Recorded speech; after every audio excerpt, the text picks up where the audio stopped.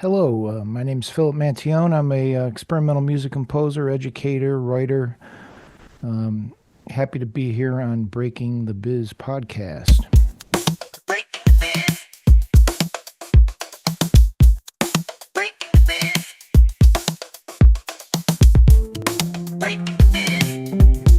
Stay tuned for today's episode of Breaking the Biz, an informative podcast where we dive into the world of entertainment by interviewing seasoned professionals who have made their mark in the industry. Gain invaluable insights as they share their personal journeys, offering advice on navigating the dynamic landscape of the entertainment industry. Whether you're an aspiring actor, musician, filmmaker, author, animator, or any creative soul, tune in for expert career guidance, insider tips, and first-hand accounts on breaking into the entertainment industry. Get ready to unlock the secrets behind successful careers and fuel your own passion for the limelight. Please remember to like this video and to subscribe to our channels for more great conversations. Greetings from Breaking the Biz, brought to you by Yes I Can Unity Through Music and Education. I'm William Felber, your navigator through the intriguing universe of the entertainment industry, as revealed by the visionaries and creators who bring it to life. Stay tuned as we delve into diverse insights from the forefront of entertainment, hearing from pioneers, creators, and agents of change. Prepare for a journey filled with tales of innovation, resilience, and the undying quest for artistic brilliance.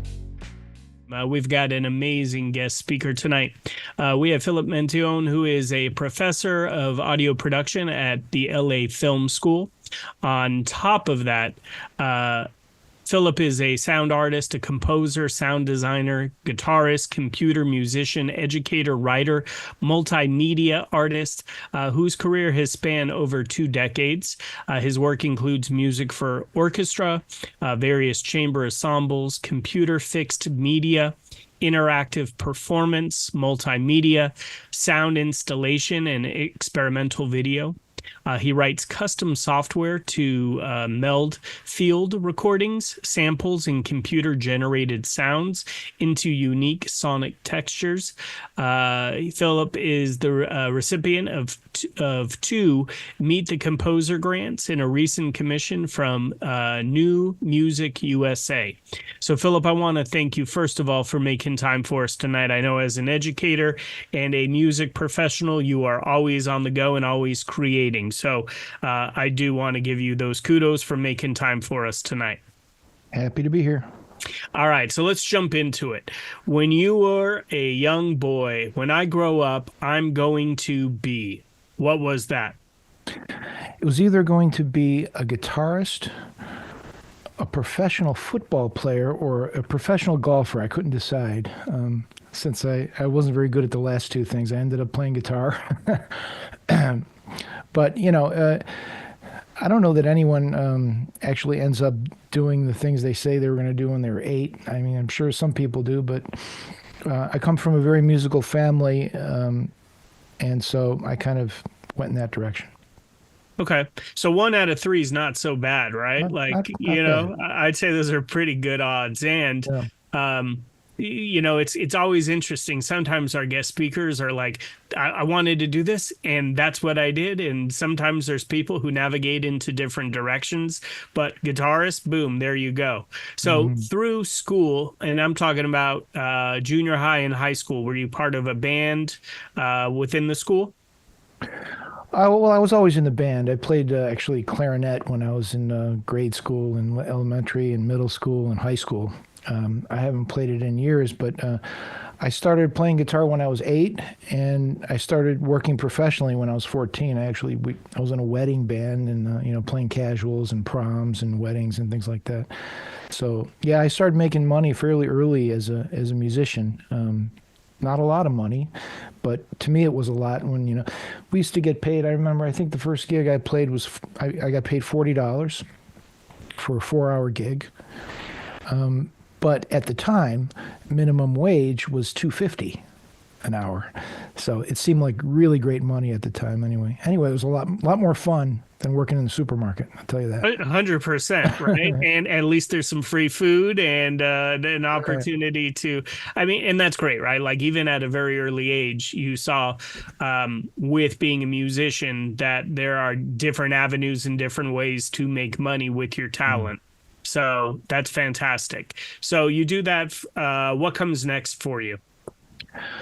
Well, I actually ended up going to college for a business degree, and it seems kind of unrelated, but well, I was sort of pushed in that direction by my parents, who thought it would be a much more secure way to earn a living, and in the back of my mind, I thought, okay, I'll get a business degree, I'll get a high paying job, and then I'll have lots of money and time to pay for gear and make more music. I mean, in the back of my mind, it was always about having the money to pursue what I really wanted to do.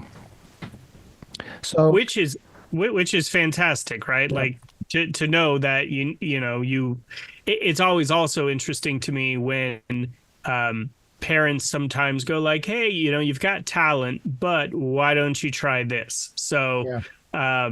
following in what that lead, you do go to you get business degree.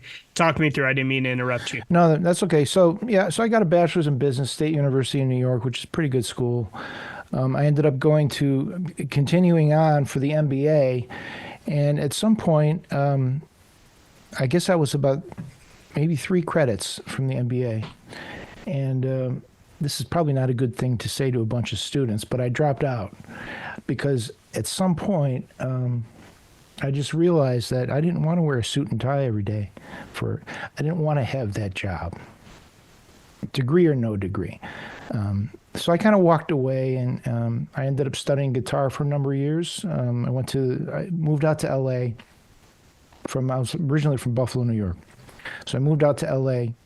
I went to school at the Musicians Institute to study guitar, and that's what really started me on my path, really, because I was studying something I really wanted to study. I really loved. Excuse me. So I did that. I went through the program, and at some point, I decided, well, I might as well go and get a master's in what I really wanted, which was music and composition. So I ended up going to school, Cal State LA, which is a state school, but it was a fantastic program, I thought. The professors there were fantastic. Some of my best times I remember from that experience. So I ended up getting a master's in music composition, and this was it's funny because what I do for a living and what I teach and the way I make music has nothing to do with what I learned in that master's program in terms of technology. I was studying, it was traditional composition, notes and writing for instruments and having things performed in that way. But at some point, I got the bug to do more computer music. It was sort of at we're talking about early to mid 90s. So it was when digital music really started to take off in terms of being affordable and accessible to everyone. And so I got drawn into the technology side of things as another tool to create, really. It goes on from there, but that was sort of my educational background anyway. The Music Institute, is that the Music Institute in Hollywood? In Hollywood, yeah, Musicians Okay. Institute. So you That was study. that was Go like ahead. that was like a year program for guitar only. It was about getting your chops up on guitar, and it was great for me. I was playing the best guitar of my life at that point. Great teachers, It wasn't a traditional diploma degree; it was a certificate. But that's when I decided to go back for the master's at some point to get. It was the best. That's one of the best decisions I made, because without a master's degree, it's really hard to get into a teaching position, which I found out later. I had no real intention to teach. I really just wanted to write and to make a living in music somehow. But I didn't.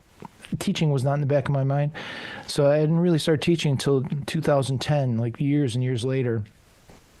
And the master's degree had really helped me get that gig. Without it, it would have been a lot more difficult. Yeah. Were your folks pleased that you ended up getting that master's degree? They didn't even know I didn't get the first one. I never really told them.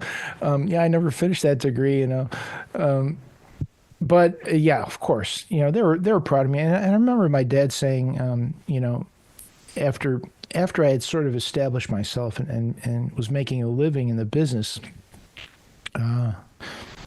he just told me how proud he was that, excuse me, that I followed my dreams, basically.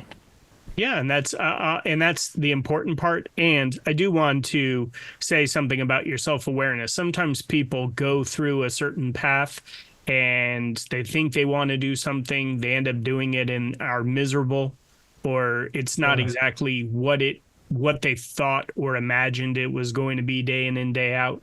So the fact of jumping ship, I'm sure you wish you jumped ship a little bit early, but in hindsight, everything did work out, and no one wants to wear the suit and tie every single day. So you do Music Institute, you chop up on the guitar. Technology-wise, with music and digital music, was there a band or an artist that was doing anything with the electronic music or, using the computer at that time that inspired you? My tastes had changed over the years quite a bit. When I was playing guitar in the '80s and even very younger, I was very much into rock and blues, and actually I studied privately with a jazz teacher for a number of years. So those were my things. But when I ended up going for a master's degree, I got very attracted to more contemporary styles and experimental music. And there was a lot being done in that realm with computers and with electronic music that really attracted me, and that it was like a sort of like a blank canvas. There was there were no rules as far as what you had to do in terms of like the pop music form and that kind of thing, where there are certain things that are expected in pop music, and that's fine. It's just not one of the things that drew me to it. So. Like I said, it was right at the world was just opening up to that idea, and so there wasn't a lot of teaching involved when I was going to for my master's degree. It was a very kind of it was at the beginning stages of electronic music, really. So I consider myself mainly self-taught when it comes to technology and computer music in general, because I really am. I mean, I always say that, my students, school doesn't really teach you what you need to know. It teaches you how to learn and how to keep growing after you get that degree, the degree. The degree is only a piece of paper, let's face it. Without the knowledge, it's not worth much. 100%. And that cliche, it's always about the journey, right? And it's true. Like, the reality is, when you there's something to be said about being able to jump through all those hoops, and the context that you meet along the way. Yeah. But it's very interesting. Your perspective is very similar to the way I look at education as well. So you're at the forefront. You're kind of teaching yourself with technology and music. What comes next for you? Well, here's the thing, and it was one of those questions that you had sent previously about was there a turning point? Was there something like that? I can't remember the exact phrasing of it. But, when I was in my master's program, I had a job. It was working for a machine shop. I was like the office manager for this machine shop. It was terrible, grungy, not a fun job, miserable boss, not a nice person to work for. And I quit the job like 2 or 3 times, and he kept hiring me back because no one else could work with this guy. And finally, I said, that's it. I needed money to continue my education and to just survive, but I sort of made the choice. I wasn't going to take any job that wasn't somehow related to music. And so it was a bit of a mindset change and a leap of faith. And really never looked back from that point. I ended up getting my first job. It was a music proofreader, based on a recommendation of my professor. And that's one of the things that education does give you, connections. I would have never got my foot in the door without that call, you know. So I forgot what the original question was, but I'll help you. The turning Yeah. point, right? And that is, I love how you have that epiphany of like, hey, this is something that I'm not happy doing. It has no correlation to the education that I'm paying for. There's nothing wrong with doing whatever job you have to do to pay your way through school, to pay your way, to pursue your passion. But to have the mindset of, hey, I'm only going to take a job that aligns with what I want to really do in the end, Yeah. I think is fantastic. So Yeah. you get into, yeah, go ahead. I was just going to say there are plenty of shitty jobs. You might as well have one that relates to your field, right? And believe me, every field has its share of shitty jobs somewhere. You got to start, you got to build up and pay your dues, right? No one walks in and is the boss right away. So that job, though, was connected to a professor opening the door, which is a very, and I'm glad you highlighted that, is a very big piece. Being able to be stamped by someone who goes, hey, this person is solid. Many times jobs are not posted. Many times just having a recommendation from someone that the hirer respects opens a door. So in that case, it opened a door for you. That's right. And the other thing you have to realize, as a professor now, you know, I'm paying it forward. You know, I'm always giving recommendations, but I don't just hand them out. I only hand them out, you know, to be quite honest. If you've gotten anything less than an A in one of my classes, you'll never get a letter from me, because if you can't prove yourself at that level, why would I assume that you're going to be good once you get a job? And if you're not good at that job, why would I attach my name to yours? You know, it comes down to reputation, which is something that I've been building for 30 years. And I wouldn't risk that just to do a favor for someone that hasn't shown the true commitment, you know? 100%. I say that all the time. I mean, it comes back to those students who don't turn in work on time, right? If you're not going to be able to turn in work on time and meet deadlines, are you going to be able to meet the deadlines when you get hired? And 100%, you know, reputation and working that hard, 30 years in education. Yeah, like it matters. So I love the high standards, but at the same time, no doubt, when indeed you have a student who works hard or someone who goes above and beyond, that gets noticed. Oh, sure. And those are the type of people that we want to attach our names to. And those are the type of people that we know are going to be successful out there. That's right. So after that job, what comes next? Because you've got a career of doing a little bit of everything. Oh, man. Yeah. I've lived a lot of lifetimes, and each one is great. But after, you know, I worked for Sony for a while. I worked on several sort of major films. Let's see, Gattaca, Batman and Robin, Austin Powers. I worked on some pretty big productions on the Sony lot as a proofreader and music copyist. And maybe I should probably, I don't know how many people here are in that the music end of things or versus visual. I know you said you had people in visual arts as well. Yes, we have a little bit of everything. Okay. So just to clarify what it is, what that music preparation industry is, which is I worked in there for probably 10, 15 years. So the way it works, like when a composer writes for film, it all starts with a score, a written score for an orchestra. I'm talking about major productions now. And that score is going to have every part on the that's in the music. It's going to have every part on one sheet of paper so that the conductor can conduct from that score and he knows what's going on at any given point in time. That's what a score is. a copyist will extract individual parts from that score for each player. So the violin part will have a player, a part, the flute player, and so on. They'll all have their own part. It's not going to have every part that's being played. They only see their own part. So that's a skill, that's a craft to extract those parts from a score and make individual parts from them. From there, things get proofread to make sure no one's made any mistakes, from the orchestrator to the copyist to the till the music actually gets on the stand.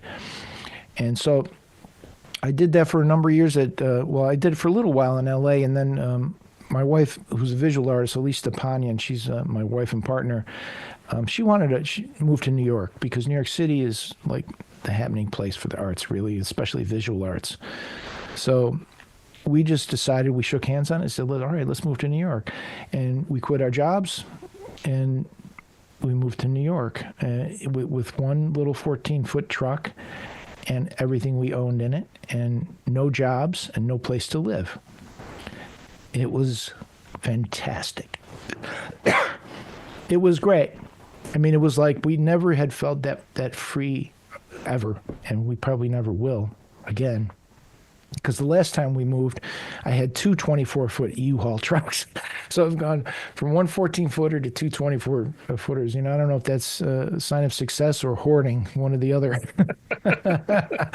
And let's just talk about the growth mindset that both of you have. Hey, what a wonderful partnership to just go, okay, I'm establishing and working here, but this will help your career. I can find work obviously in New York as well. Let's go. People stay in jobs and stay in places that they're just really not happy. Right. It always amazes me to see people travel to pursue dreams, let alone two people, and not have like something in the works as far as a job, not even a place to stay. So talk me through you. How do you each find the job and the place to stay? Well, I had one friend in New York, well, a couple of friends, but one close friend that kind of helped us figure out where, kind of get our grounding and figure out what's going on. But I had one reference from a guy that I worked for in LA for some of those films I talked about. He gave me a really strong reference for a music copyist in New York. And that's how I got my foot in the door in New York. And from there, you just have to prove whatever job you have to do the best possible work that you can. That type of work that I was doing is freelance. So that means, it's not a 9-to-5 thing. You work when there's a project and you don't when there isn't. And you get the call and you have to say yes, especially in the beginning. If you don't say yes, you don't get a second call many times.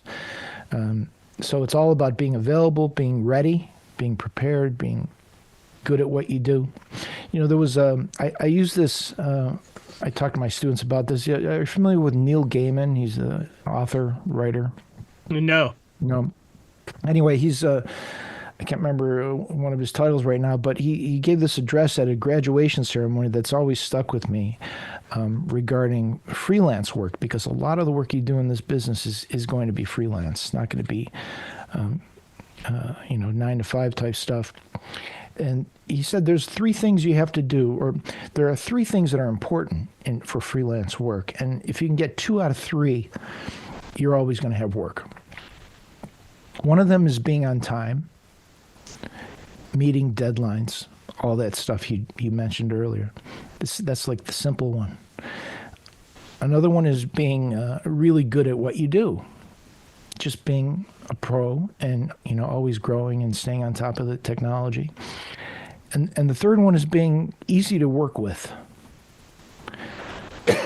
And it really makes sense, because it's proven true for me that 2 out of 3, I mean, of course, if you get 3 out of 3, you'll be saying no a lot because people will be calling you.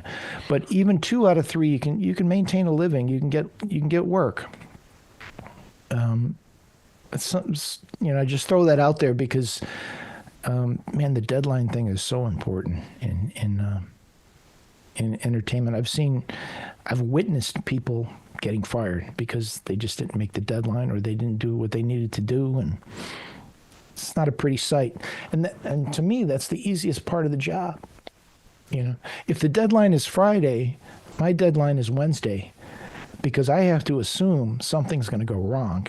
And if I'm wrong and everything goes right, beautiful. But if something does go wrong, I got the buffer. I'm so glad you said that, because the executive functioning skills I think you get from college most definitely help with deadlines. And, I mentioned earlier being able to jump through those hoops. It's almost like a test, for college to get that paper. You got to meet all those deadlines. But, something else that you said that really resonates, and it's been echoed by 300 plus guest speakers, is being on time. But the other one is being friendly and being easy to work with, right? There's so many people who come out with those degrees who think like they're entitled and things should be handed to them. But the honest truth is, if you're on time and you're doing good work and you're easy to work with, those are the people that are going to get those phone calls again. That's right. One deadline, you miss one deadline, you're never going to get that letter of rec. You're never going to have someone stamp your name. So deadlines is very important, but pre-planning, just like you mentioned, hey, if it's a Friday deadline, let's go with Wednesday. And I guarantee you, if you have a deadline on Friday and you turn it in on Wednesday and go, hey, I'm just looking for feedback, just want you to see the work I've done. Is there anything that needs to be changed or polished? Let me know. A boss is going to go, all right, game on. Let's get you on the next project. The other thing that you said is very, very true. Obviously, entertainment sector is very much a gig economy. 90% of the jobs now they're expecting are going to be gig economy style work, not just for entertainment. As technology comes around, more and more jobs and opportunities are opening up. But I loved how you mentioned that. Like, you have to be ready. You have to say yes to certain projects. I love how you mentioned that, especially in the beginning, because if you decline one, it's not like someone's going, oh, they declined the first one, let's go reach out to them again. Whoever does that job is probably going to get the call for the next gig or the next opportunity. Right. I will add this. When you're first starting out and you're looking for that first gig, a lot of people will do it either for free or for very little money. And that's okay for the first gig. But the second time, you got to charge that same client. Don't do it again. You did the first one to say, okay, this is what I can do, and this is what, this is how good I am. Now, time to pay. Because the people will exploit you.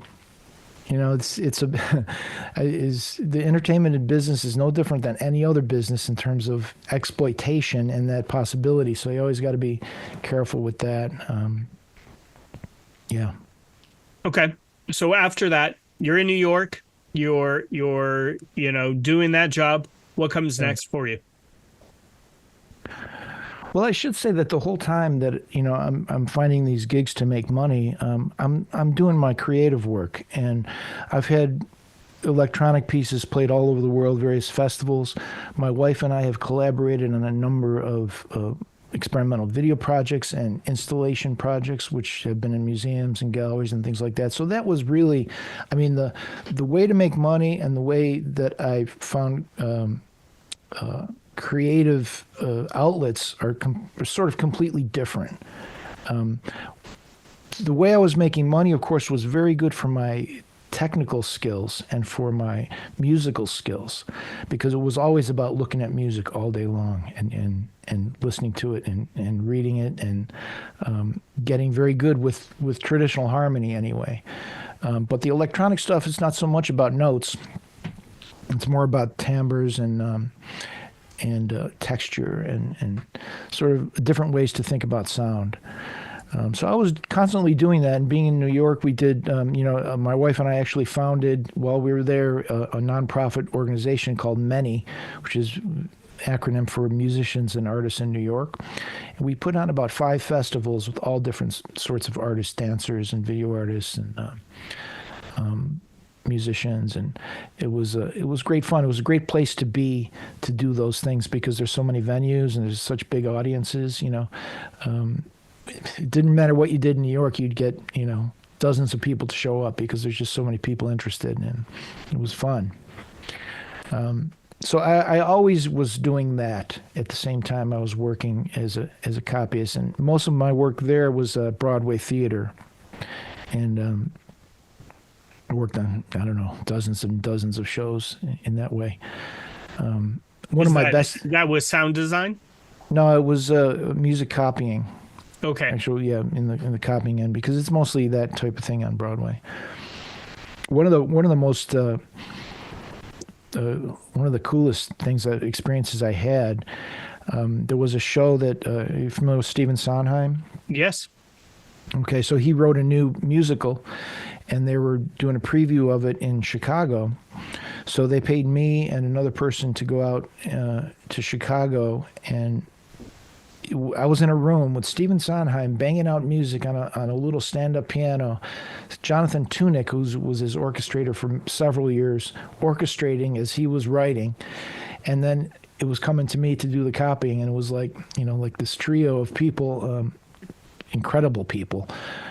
So that was a fascinating thing to be involved with. But to be quite honest, musical theater was not my creative. It's not what I really wanted to do. I was always on the weirder end of the weird side of the spectrum. I always wanted to do this crazy stuff. So, you got to follow what you want to do. And in terms of creative work, that comes before everything else in my life. In terms of what I do musically, everything else is about making the buck. And if you're good at what you do, that's not a problem. You always have people calling you. It's a different, changing world now. We'll talk about that too, I'm sure. But it's a little different than it was back in the 90s. I do love how you mentioned getting those creative juices out and doing what you want to do at the same time, being very good at something else that pays the bills. But having that balance of, doing what you need to do to pay the bills, but at the same time, you were exposed to experimental music and tech, and that really, was the driving force for you. And then being able, obviously, to do art installations and create festivals and work with your wife, that's amazing. Mm-hmm. So after you're doing both, you're doing a little musical theater. What comes next for you in your career? So this is, I guess, around 9/11. I was actually in New York City when 9/11 happened. I was on the A train when it happened, and people were, on their, I can't remember, people were listening to the radio or something on the subway, and they said we're at war, and I didn't really, take it very seriously. But then when I got to the office, there it was. It was pretty brutal. Anyway, that was. I don't know why I bring that up, only that around that time we decided to move out of the city. It was getting a little bit too I don't know, anyone that's ever lived in a big city, it's a drain on your psyche in a lot of ways. It's exciting because there's so much going on in terms of art, but it's also a drain, especially in New York. It's really tough going on the subway every day. And getting to work that way. So I ended up going, we bought a house up around Sullivan County. I was still working. I was doing things at home, and I was also commuting sometimes from there. But we bought that house, and we stayed up there for a couple of years, and then we ended up selling, making some money from the house, and then we decided we were just going to travel. So this is back in probably 2006. I spent about 4 or 5 years just traveling and doing artist residencies. I lived in Beijing, I lived in Barcelona, Berlin. Strangely, all these cities started with B. I don't know why. But we lived in a bunch of places, did some residencies, created a lot of really good work, I think, and ended up, in the end, coming back to LA. And sort of stayed in California until now. I was in LA for a while. And then moved up here, Northern California, where I am now. And But when did you decide to be part of the LA Film School? oh, okay. So that came when I stopped doing the music copying thing. When I came back to it, there wasn't a lot. People have moved on. I had been out of it too long to continue to get work. Especially I came back into New York, into LA, and those contacts, a lot of them either gone or retired, or there wasn't as much work.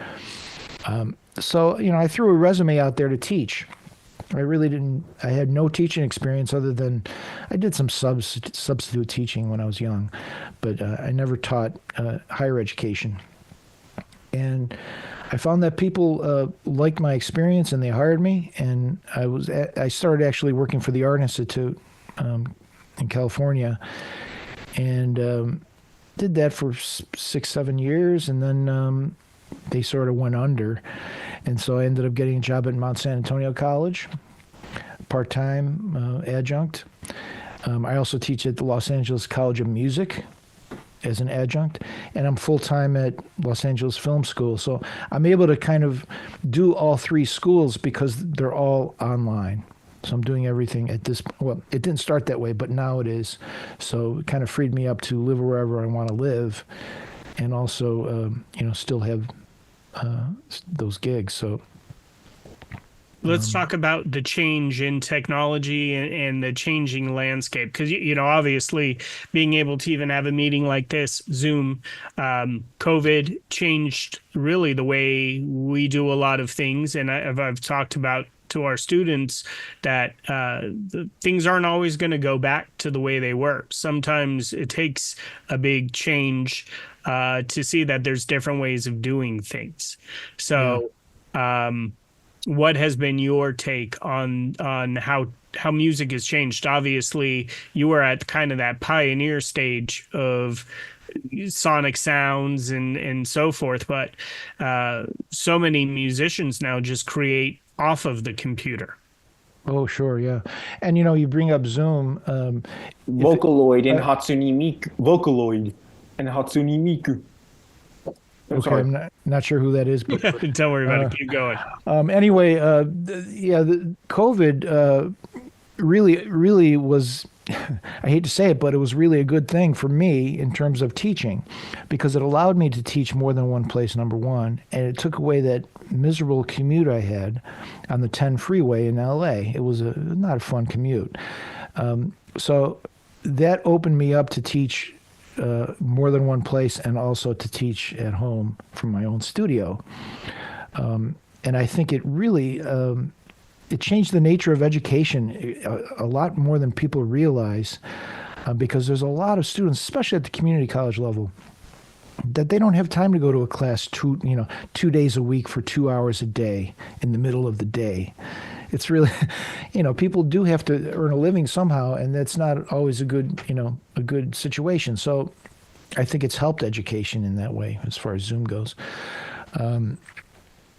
In terms of other technology, of course, the biggest, baddest thing out there, and I say bad in a good way, sort of, is AI. And now that's happening in all the arts, visual arts as well, of course. And it's a sort of an unknown.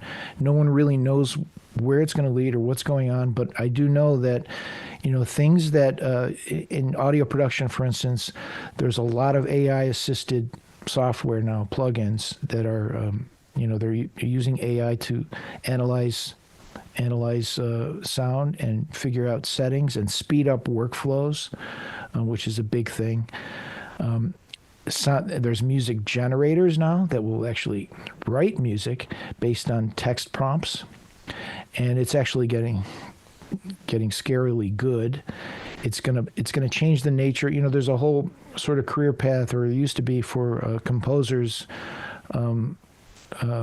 called production music, where you write things for libraries, and then visual artists go on those libraries to find music for their project, and they pay a royalty or they pay a fee, and the composer would get money from that. But now, you don't even have to be a composer or a musician anymore to get a reasonably good piece of music that's AI generated.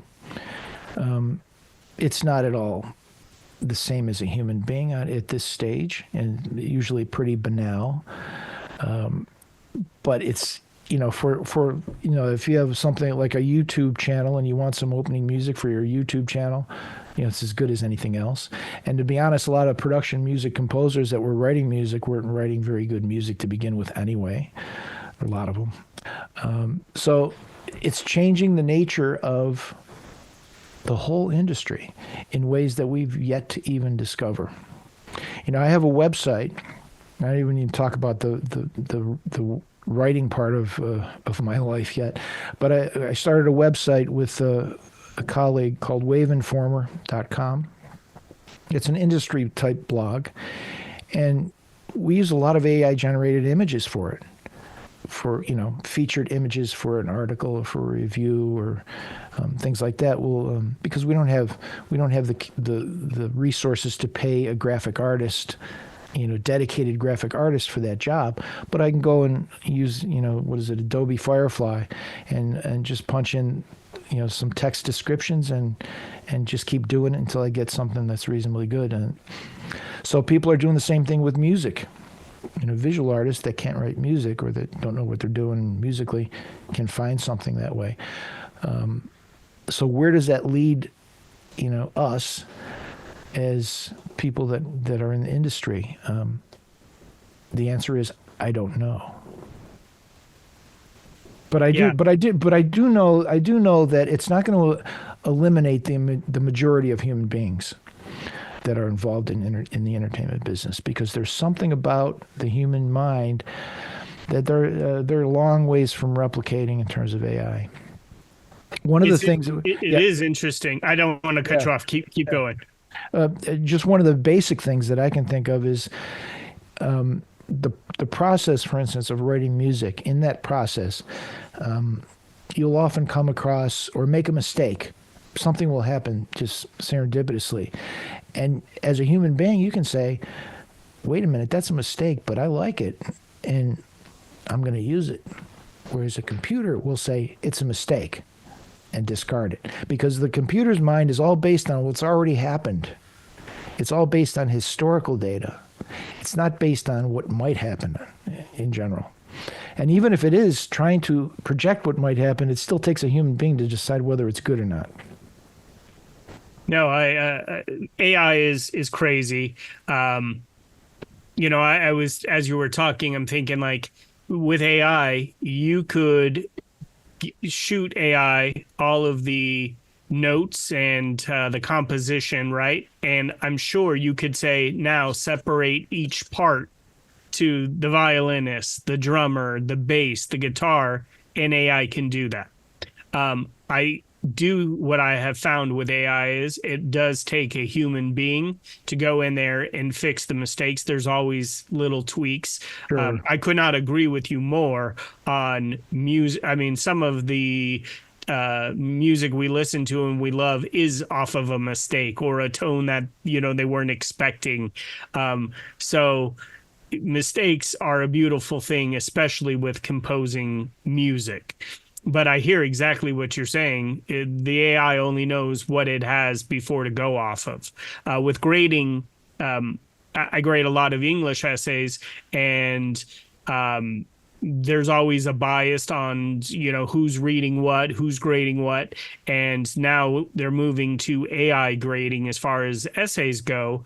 But there's many times where a grade will come out and then the humans still have to go in there and go, well, does it really deserve the score of a 4 or should it be a 3? And, you go back and forth and then you have to change it. So I am agreeing with you. I feel like humans will still find their place, but people are going to save money however they can save money. If that means using AI for a bunch of stuff, but then just having one Philip there at the end to make sure everything is the way it needs to be. Well, this could definitely be a career path, just fixing AI and making it better. It's of course very useful for filmmakers, because they can, let's say they have a scene and they want to, how would this sound with like this electronic music? generate 30 seconds of electronic music, and it'll do it, and they can slap it on the video and see if it works, and they say, okay, now do something bluegrass, and it'll do it, and they can have 30 seconds of bluegrass, and they can quickly A and B all these different genres and find the right one, and then say, okay, I'm going to now hire a composer and write in this style for a particular scene because it works. So it's changing workflows, I think, for the better. But it is, if I was in my 20s, I would definitely be investigating the best programs that deal with AI and how to how I can find my place in that world. I think it's there's definitely something to be said for it, and I'm not sure where no one knows where it's gonna end up. Yeah, no, I agree. It's one of those things where almost like the Back to the Future, if you could be ahead of it, other than investing in Bitcoin and certain things. But yes, I'm in total agreement with you.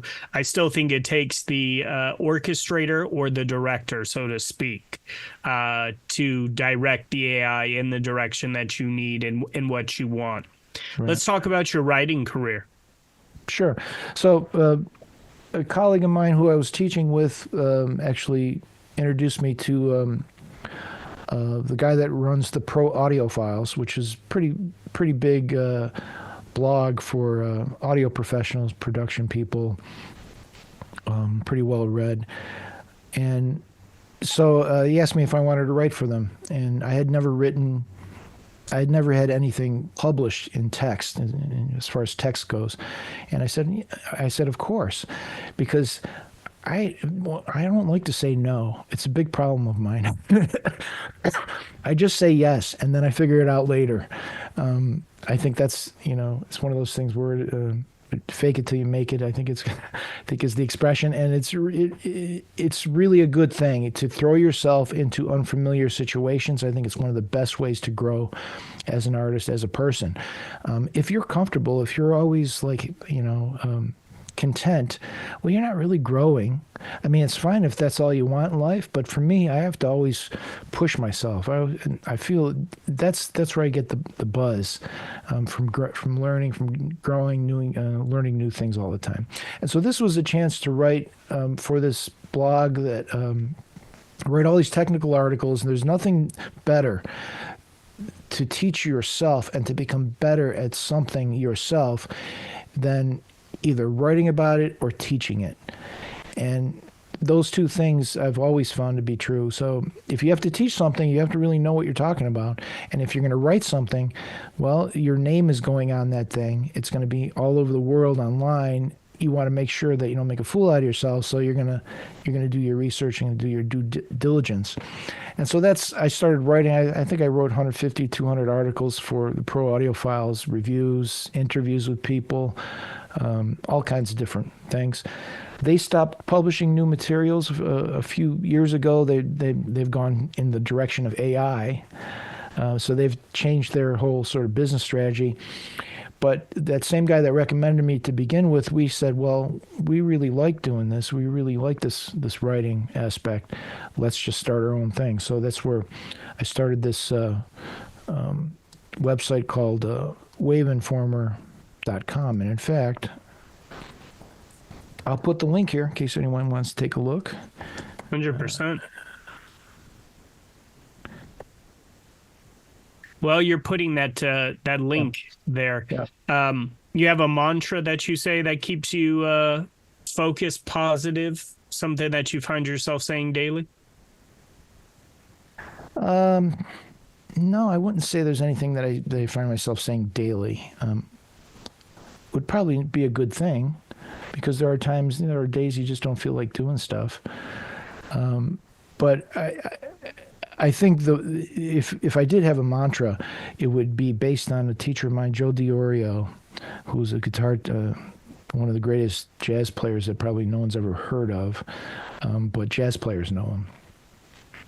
And he told me the biggest element for success is perseverance, just to never give up. I think that's bottom line, because people that give up, well, that's the end of that. right? But if you keep pushing, regardless of what the problems are, what the challenges are, you got to just keep moving forward. Eventually, you're going to get there. You just have to have confidence and a little bit of courage to say, yeah, this is a bad day. Tomorrow's going to be better, and I'm going to keep going. Love that. Last question I have on my end, and then last few minutes, I'm going to open it up for questions. Cool. Biggest piece of advice you would give your younger self? Forget about business school. Just go straight for music, because that's really what you want to do. And I think you have to recognize and really visualize what your life is going to be like when as you enter a career path. Don't be afraid to talk to people, to ask questions of people that are already doing what you think you might want to do.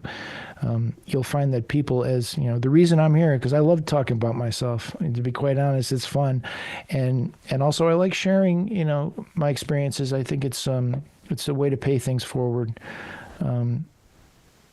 So, yeah, that's what I would say. Just who knows which student here is going to avoid business school just because you dropped that knowledge. No, but it's true. It's very, very insightful. Again, I talk about your growth mindset, like moving to New York, not having a job, not having a place to stay,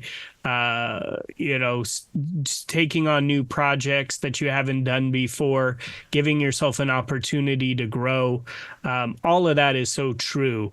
I'm one of those type of people. There's no such thing as failure as long as you're learning from the lesson. And sometimes you have to fail to, push you in a different direction. Absolutely. And, if you haven't failed, you're just not trying hard enough. Yeah. Hello, Mr. Mantione. Hi, good to see you. Good to see you as well. Thank you so much for being a guest and sharing your insights on the industry. You talked a lot about your career and the places you've traveled to, and I just want to know, how does it feel to have how does it feel to have a work-life balance and time and travel freedom? Okay, it feels great. Work-life balance, I think, it's a funny thing, because my life is my work in a lot of ways. So it's not really balancing anything. It's just like when, this part of the day I'm doing this, it's still what I want to do. This part of the day I'm doing something else, it's also what I want to do. So I don't feel like I really have to balance. I think it's a little more difficult for people with kids. I never had kids. It wasn't something that my wife and I wanted to do. So, but it is different. That changes the equation totally. And I'm not even going to pretend to understand that or equate what I do to what people with kids, because it's a totally different thing. But work-life balance is very easy for me because I'm always doing what I want to do. So I consider it all life, really. Any advice for someone like me who desires work-life balance and time and travel freedom? Well, time management. Time management, it comes down to writing yourself out a schedule. I did that when I was in grad school, and I was really busy working, and I wrote down hour by hour every day what I was going to do and what I needed to do for that day. You got to be organized, because it's one of the things that you can't buy more of. You can't buy more time. There's a finite amount. So it's about time management. Perfect. To-do lists are a beautiful thing. Got to have them. Yeah. Thank you so much. Awesome. Aiden, go ahead and ask your question. Okay. I was thinking about a question relating to what gets you energized to write a song or even do any writing, because I feel like as someone who is a creative type, it's sometimes it's hard to get into the groove of that kind of thing, because lately it's been like that for me, and I just wanted to ask how you do it. Good question. I think the hardest part is starting. Mm-hmm. Once you're in your studio or whatever, however you write or wherever you write, if you're in the other room, watching TV or even just staring at the wall, it's going to be really hard to start. So put yourself in that situation, organize your space. It's important for me anyway, not to have a cluttered space. I like to have everything sort of ready to go and, at my fingertips. And then give yourself 10 minutes and say, okay, I'm going to come up with some ideas for 10 minutes. And actually, use your phone, set a timer, 10 minutes. And what you're going to find is that, well, once you start doing it, oh, this is an exciting idea. All of a sudden you're inspired. I need another 10 minutes. And then you throw away the phone because you're so far into it. You lose track of time. So, I'm not going to say there's one way to do that. Everyone has their own method. Procrastination is the biggest enemy of creative work. So the way to get over it, I think, is just to make the mindset that I'm going to start. Set yourself a specific time of the day that's yours. Close the door, turn off your phone, and don't let anything distract you. And take it from there. I think if you're a creative person, it'll come out. I do experiment with all kinds of software because I have this blog and I end up getting one of the benefits of having a blog and reviewing things. You get free stuff. So I'm always getting sent free software to experiment and try and write about. I use some of it, but I do a lot of my own programming, so that's where most of my work comes from. As far as getting and writing for TV and film, that's not something that I've done in that arena. I write for experimental film, which is a whole different ball game.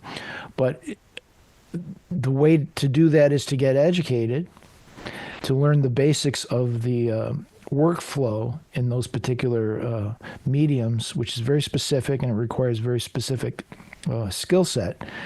And then once you have that, it's all about proving yourself along the way and getting some recommendations and maybe going to finding a mentor that's a composer for those mediums and working with them or doing internships. You just attack it from all different directions. There's no one path. One thing that you can do immediately, though, is to rescore existing professional video, films, scenes that you can just download from YouTube. And I don't know what software you're using, but you can put that in a DAW and try to score some things and develop a portfolio of your work in that way. That visual material is already out there, so you don't have to make a connection to do that, but it's good that you can build a portfolio that way. Perfect. Great question, Noah. Philip, I want to thank you once again for making time for us tonight. Your advice is extremely important. You can see the resilience that was mentioned, the perseverance. You need that to be successful people. And Philip has that. You need to have the growth mindset. You need to be willing to take risks. You're going into a gig economy where until you have proven your worth, you need to say yes to projects, collaborate with one another, take on things that maybe are outside of your comfort zone to learn. It might be something that you absolutely enjoy and want to pursue. Again, Philip is a professor, so there is a big importance to not taking shortcuts, getting trained, whatever it is you want to specialize in. Take that time and go through the education. Not only are you going to be better at your craft, you are going to make connections. You're going to have other professors out there that will stamp your skill set and your ability, your hustle, your drive, and your passion. So again, Philip, I just want to wish you continued success, good health, and we look forward to following your successful career further. Hey, pleasure meeting you all. I appreciate it for the invitation, Brett. Thank you. Have a great night, everyone. As we conclude another enriching episode, we hope you found inspiration in the stories shared today. Let's take a moment to honor Yes I Can's role in bringing Breaking the Biz to life. Yes I Can's commitment to empowering young people with disabilities through education, advocacy, and mentorship shines brightly, paving paths of opportunity and dialogue. This podcast celebrates the organization's dedication to nurturing talent and facilitating impactful discussions. Breaking the Biz is more than a podcast. It's a part of Yes I Can's broader mission to amplify voices, dismantle barriers, and craft a world that's more inclusive and accessible for everyone.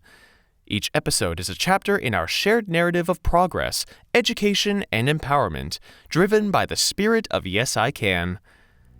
Thank you for spending your time with us on Breaking the Biz. Continue to challenge the status quo and share stories that resonate. Until our paths cross again, let's keep transforming aspirations into achievements and infuse every endeavor with optimism. Here's to advancing the landscape of the entertainment industry, one episode at a time. I'm your host, William Felber. See you next time.